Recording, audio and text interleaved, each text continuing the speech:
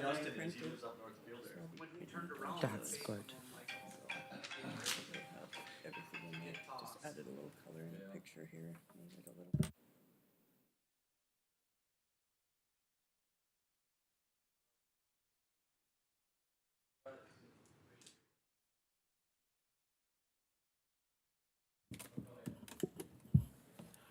I doubt Ken will be here, so we might as well start. Okay.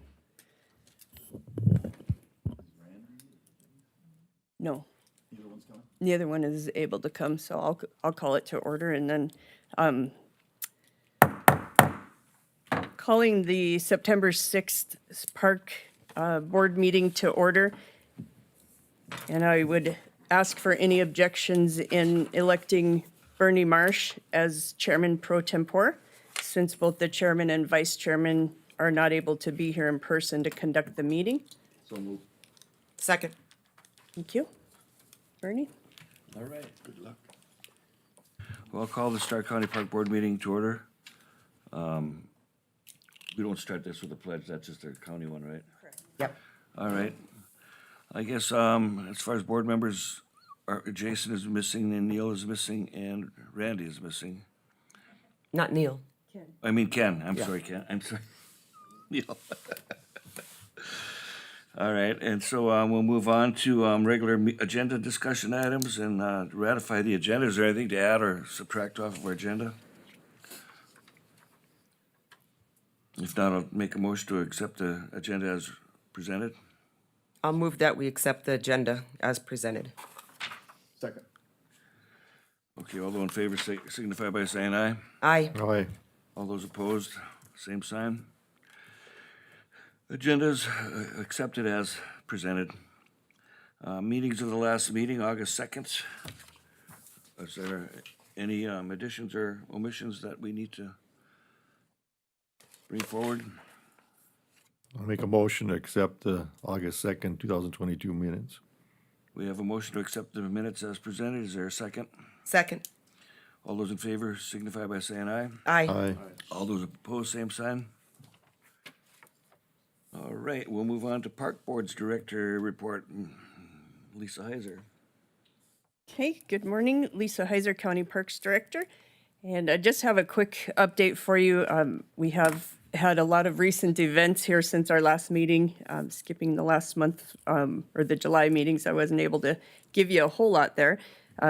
We had the Rough Rider Days Demolition Derby at the end of July, and then our Trio Title Stakes, which included 15 races brought to Dickinson, amongst a couple of sanctioned races as well with that. At the Wrangler Roping, that brought 350 teams each day to that event, so quite a few people in with that one. And then the recent one was the professional bull riding, the PBR, which was a huge success for this year. Once again, Nathan Hofer keeps bringing better and better events to us and making that really good. We still have a few dates to look at for 2023, including Rough Rider Days. We're looking at a few event date changes for them to consider. So we've given them some open dates that we can do, and we're booking up solid already for 2023 again. So that's a good problem to have, I guess. And so that's all I have for you guys, unless you've got some questions for me right now. No, I just think it's amazing from when we built that place to wondering if we were gonna keep it busy. Yeah. So the work that you're doing and keeping it filled up, so. Yeah. All right, so now we'll move on to an old business. DSU Community Events Partnership. So if you recall at the last meeting, we talked about being able to partner with DSU. Dickinson State University Foundation had requested that they are doing a building themselves an indoor arena, basically to improve their current facility. And so we looked at whether we could partner with them and build one facility and be able to manage it out at the fairgrounds. And so we've since met with them a week ago, I guess it was, and they are going to move forward with their own facility. They want it at their facility, and we just couldn't house the events that we have coming in for our indoor. there. They don't have the stalling, they don't have the electric or the parking to park 200 trailers. And so there's some of those things that wouldn't work together. And then they also wanted to be able to use that arena fully and without restrictions or scheduling. So that was a determining factor for them, as well as having the state being able to give them funding would not work on a new building. It has to be a refurbished, and so that's how they're pitching their indoors, that they're refurbishing it by virtue of redoing and adding on a bigger arena for that. So they wouldn't know until, I think, March, whether they had the funding, and then July, they would get the funding, so. I think another Anything problem else? was the fact that it's on public land instead of DSU land. Yes. Yeah, that was a big one. And so we've just kind of determined we're going to work together. And I've had a few conversations with Ty Orton on that because I turn away enough events at our facility that could keep some of those smaller events at their facility. So still keeping them in Dickinson, which will help, and then they will have to figure out how they're going to manage that. But I think that it'll be helpful to keep them both very busy. I think that could be helpful. We have conflicting dates and we have events at both Yeah, places at the same and time. we agreed to work together to not have that happen. We don't want to be on top of each other for anything or any reason, so we've agreed to do that. Great. Yeah, and basically the purpose of these two facilities is totally different. I mean, they're similar, but there's so much differences in it. Yep.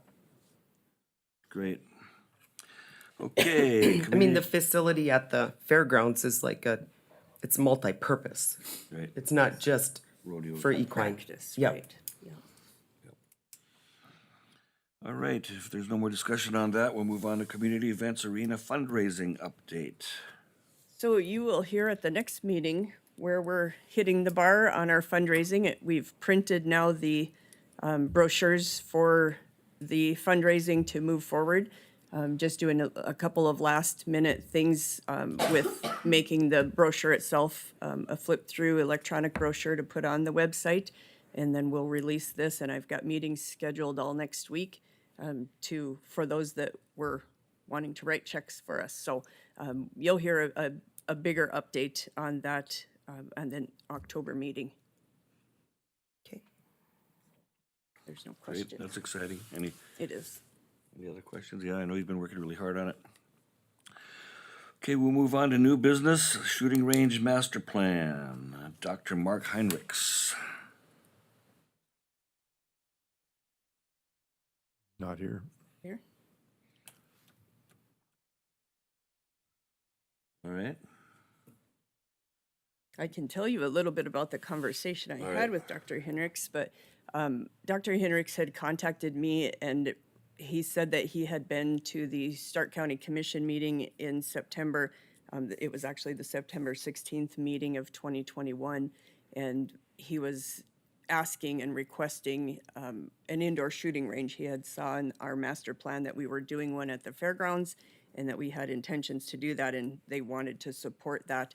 And so he was going to show up here today and ask for an update on what we were doing and make sure that he knew that we would have many members. They have 300 members, I think he's told me, that would all be members of this. They do the Slope Area Rifle and Pistol Club, and he said they would all support this and be members of it to be able to have it. So he wanted to make that very clear that this would be a success by virtue of just their one club, not including the rest of the people that would be users of that.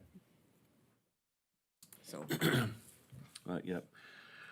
I know we're working on the new building, but we also, and we need to be focusing on that now, but we can't let this fall behind us on the Right. back burner, so Yeah. agreed. a project we have to pursue. Yep. All right, any other business? Not for me. If not, So are you keeping that on your master plan then, Lisa? Yes, that is That on is the staying. master plan until we determine it's not going to be there, as you Okay. guys as a board determine that. Okay. so, I mean, as far as our picture of the land and everything, And as we're filling it up, are we still okay as far as the amount of land that we have there? Yes. Yep, right now, and that'll be something that our new architect, Chip Overton with KO Architects will be looking at, is that it's laid out properly from the previous architect.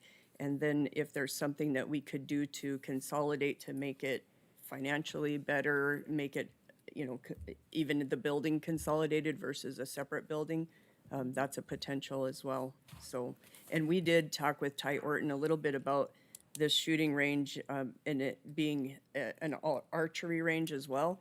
And the fun part about that is DSU is just starting that next year, an archery program and shooting program. So that'll be part of what they offer anyway. So they were excited to see that we were maybe going to do that too. Great. Great. And you would have probably, with the kids, I know there's a age difference, but you would just have so many people coming to this to learn how to shoot properly. Yes. I mean, that would be such a good safety, asset. yes. Yep, safety and properly.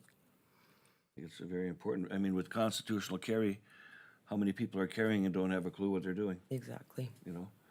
Sure. So, I mean, it is our responsibility to a degree to furnish that education. All right, well, I guess if there's no other business or discussion, anything else to discuss, we already ratified the agenda, so I guess I'll look for a motion to adjourn. So moved. Is there a second? I'll second. All those in favor signify by saying aye. Aye. Aye. All those opposed, same sign. Meeting is adjourned. Good job, Bernie.